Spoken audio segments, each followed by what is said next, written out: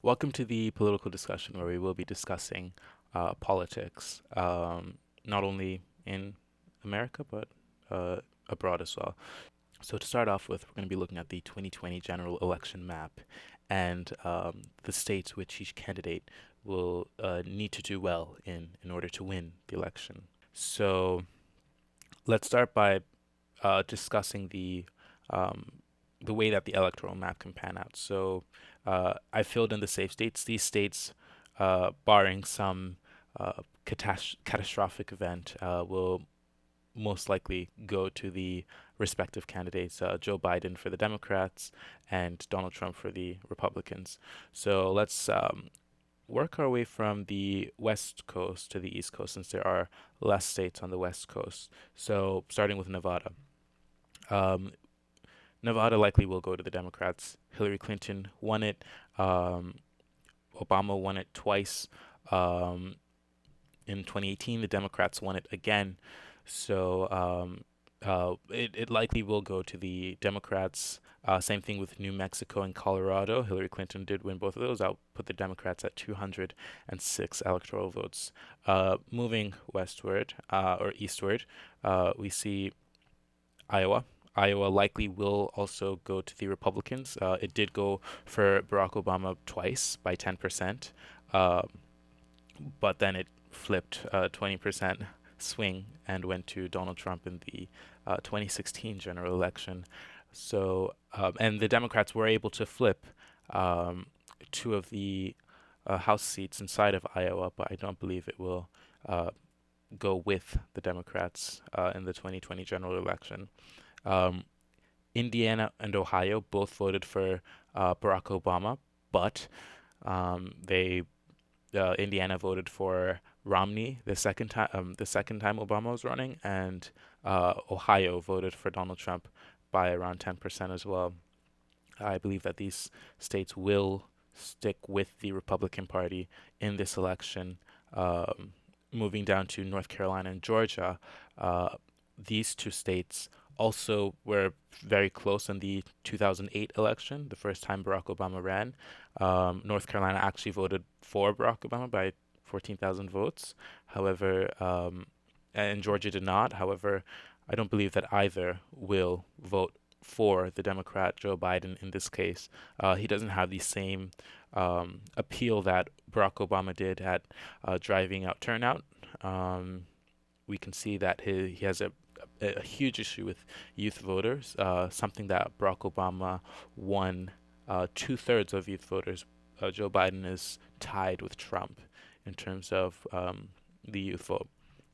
All right, so moving to the more traditional swing states that we have now. New Hampshire is actually um, a traditional swing state. Hillary Clinton only won it by 1%.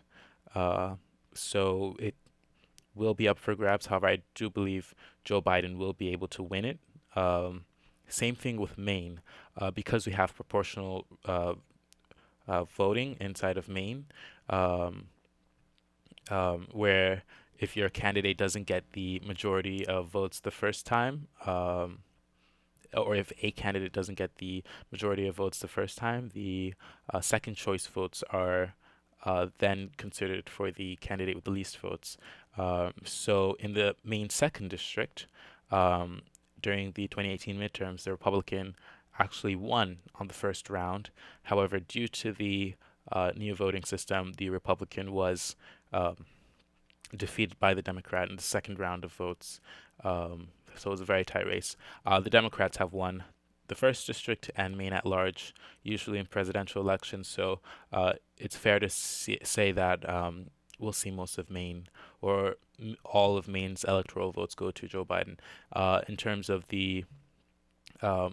Nebraska's second district, we can see that uh, Obama won it, but twice, but Donald Trump won it last time, and due to Joe Biden's turnout issue that it looks like he's going to have, maybe he'll be able to solve it before we get further into the election. He may not be able to win that district as well. So, and Virginia. Virginia has voted for the Republicans. Voted for George Bush. Um, but then it voted for Barack Obama. It's becoming more and more blue as time goes on. In 2019, Virginia Democrats took the Trinity, the governorship, the state house, and the state senate. So they're in a key position. They're in a great position when it comes to redistricting for the state. So it seems like Democrats will have control there for a very long time, and Joe Biden will most likely win that state. So now we go into the swing states of the election. These uh, 7 states will determine this election. So let's start off with Texas, the biggest one of them. Um, Donald Trump will most likely win Texas. Um, and that is because um, Texas has been trending towards the Democrats. Beto O'Rourke almost won it in 2018. But one, Joe Biden is not Beto O'Rourke. And two, Joe Biden said Beto O'Rourke will be in charge of his gun policy. And we know that Beto O'Rourke's gun policy is not too favorable to many Texans. So I think that it will go to Donald Trump. He will hold on. The Democrats really don't have too much hope there, unless that they're able to drive out the Latino vote, which we know that Joe Biden isn't particularly strong with. So let's go to these states. Minnesota. So last time Hillary Clinton won Minnesota. Minnesota is not too favorable towards Donald Trump. So the Democrats most likely will take Minnesota. So now we get to the remaining 5 states. With Florida, I'm going to give Florida to the Republicans because this is now Donald Trump's home state. Um, Florida has been one of the swing states that approve of Donald Trump the most. The polling is incredibly tight in Florida. However, uh, given Trump, we can never count Donald Trump out. He was 11% behind Hillary Clinton last time, or last election around this time, and he's now 6 points behind Joe Biden, and and of course we knew that he closed that gap last time. We don't know if he'll close it this time, but the Republicans did win in Florida in 2018 in a blue wave year. So the Republicans do have a lot of strength in Florida, and especially with Governor Ron DeSantis's very high approval rating going into the 2020 election, he can definitely be an asset to Donald Trump during in the election in Florida, just as Trump was an asset to him in the 2018 midterms. All right, so we come down to the last 4 states. So last election, these 3 states, all of these states went for Donald Trump. If we all gave them to Donald Trump, he would win the election. But I don't think that will happen. So let's start off with Arizona. So in Arizona, last election, Donald Trump won it. Um, and he won it not by a huge margin. In 2018, the Democrats were able to win the Senate seat with Kirsten Sinema flipping it. However, uh, it, it's going to be tough for the Democrats to continue to, or for Joe Biden to flip Arizona as well. We already see that it's a tight race, and with the Trump administration or the Trump campaign starting to uh, fight against Joe Biden, I don't see Biden being able to win in that state. Um, let's go to Pennsylvania, Joe Biden's home state. I'm going to give that one to him. I think that he will be able to edge out a victory. Trump was only won by less than 1% last time.